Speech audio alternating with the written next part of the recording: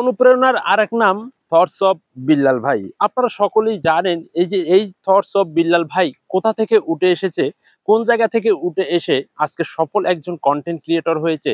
আপনারা যারা দেখতেছেন, যারা নতুন রয়েছেন, এই থটস অফ বিল্লাল ভাই এমন একটা ভিডিও তৈরি করেছে যে ভিডিওর মাধ্যমে আজকে সকল content creator, lakh lakh content creator তৈরি হচ্ছে তার এই ভিডিওটা দেখে। তিনি তার ভিডিওর মধ্যে কি বলেছে? তিনি তার ভিডিওর মধ্যে মাসে ৩ মাসের ভিতরে ৪৪ লক্ষ টাকা ইনকাম দেখিয়ে প্রত্যেকটা নতুন কন্টেন্ট ক্রিয়েটরের অনুপ্রেরণা জুগিয়েছে। যে নতুন নতুন কন্টেন্ট ক্রিয়েটররা আজকে হতাশ হয়ে যাচ্ছে তার ভিডিও দেখে, আসলে তারা কিন্তু চেষ্টা করতেছে যে ইনকাম করানোর জন্য। আসলে কি এই নতুন কন্টেন্ট ক্রিয়েটররা ইনকাম করতে পারবে কিনা, এই নতুন কন্টেন্ট ক্রিয়েটররা তার মতো সফলতা অর্জন করতে পারবে কিনা, এবং এই বিল্লাল ভাই যে বর্তমান ভাইরাল একটা পার্সন, এবং তার এই ভাইরাল পার্সনটা সব সময় থাকবে কিনা, বা পরবর্তীতে তিনি আর্নিং করতে পারবে কিনা, বাট এখন যেভাবে তিনি টিকিয়ে রয়েছে ভাইরাল পার্সন, পরবর্তীতে সে এইভাবে কাজ করতে পারবে কিনা।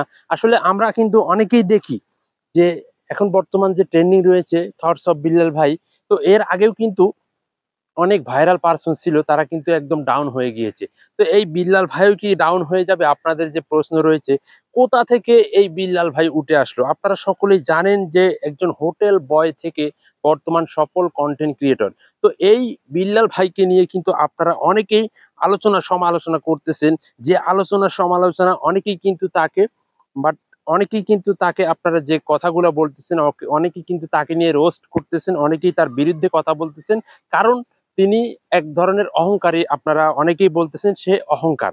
তো অহংকারটা কেন হয়েছে, আর এই অহংকার কেন করতেছে? আপনারা, আপনাদেরই কারণে কিন্তু তিনি আজকে, বিল্লাল ভাই, আপনারা যদি তাকে সাপোর্ট না দিতেন, আপনারা যদি তাকে ভালোবাসা না দিতেন, আপনারা যদি তার ভিডিওগুলো শেয়ার না করতেন, তিনি কিন্তু আজকে এ পর্যন্ত আসতে পারতো না। মিনিমাম তার পেজের ভিতরে আপনারা দেখে থাকবেন 2 মিলিয়নের উপরে তার কিন্তু ফলোয়ার। তো এই ফলোয়ার গুলা এমনি এমনি আসে নাই, এই ফলোয়ার গুলা শুধুমাত্র আপনারাই কিন্তু তাকে দিয়েছেন, আপনারাই তার ভিডিওটা শেয়ার করেছেন, শেয়ার করার পরেই কিন্তু তিনি ভাইরাল হয়েছে। তার পেজে লক্ষ লক্ষ ভিডিও ছাড়লেই 2 মিলিয়ন, 4 মিলিয়ন, 5 মিলিয়ন ভিউ চলে আসে, লক্ষ লক্ষ ফলোয়ার তার। তো এই ভালোবাসাটা কিন্তু একদিনে তৈরি হয় নাই, এটা কিন্তু আস্তে আস্তে হয়েছে। তবে অনেক কষ্ট পরিশ্রম করতে হয়েছে এই বিল্লাল ভাইকে। আপনারা যারা তাকে নিয়ে রোস্ট করতেছেন, তার বিরুদ্ধে কথা বলতেছেন, তিনি হয়তো যে ভুলটা করেছে, এই ভুলটা কিন্তু তিনি হয়তো ভুল করেছে, কারণ তিনি ৪৪ লক্ষ টাকা ইনকামটা দেখানোর পরেই কিন্তু তার এখানে সমালোচনা হচ্ছে, আলোচনা হচ্ছে। তো আমরা এটা করব না। আসলে আমরা যারা নতুন কাজ করতেছি, আমরা একটাই, আমরা তার মতো করে আমরা অনেকেই চেষ্টা করতেছি। তার ভিডিও আপনারা অনেকেই কপি করতেছেন, তার ভিডিওগুলো ডাউনলোড করে আপনারা আপনাদের পেজে আপলোড দিতেছেন। তো আপনাদের পেজে যখন আপনারা আপলোড দিতেছেন, সেক্ষেত্রে কিন্তু এটা কপি হয়ে যাচ্ছে।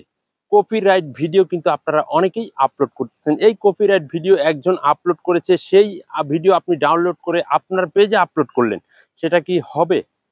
তার পরবর্তীতে যখন আপনারা অনেকের পেজে কিন্তু কপিরাইট চলে এসেছে, তো বিল্লাল ভাই কিন্তু অনেকের পেজে কিন্তু কপিরাইট দিয়েছে, আপনারা সকলেই জানেন। তো যাই হোক, আমি আপনাদেরকে একটা কথাই বলবো, আপনারা নিজের প্রতিভাটাকে কাজে লাগান, নিজের যে অভিজ্ঞতা রয়েছে, নিজের যে যোগ্যতা রয়েছে, সেই যোগ্যতাটাকে কাজে লাগিয়ে আপনি কন্টেন্ট তৈরি করেন, আপনি একদিন সাকসেস, সফলতা আশা করতে পারবেন।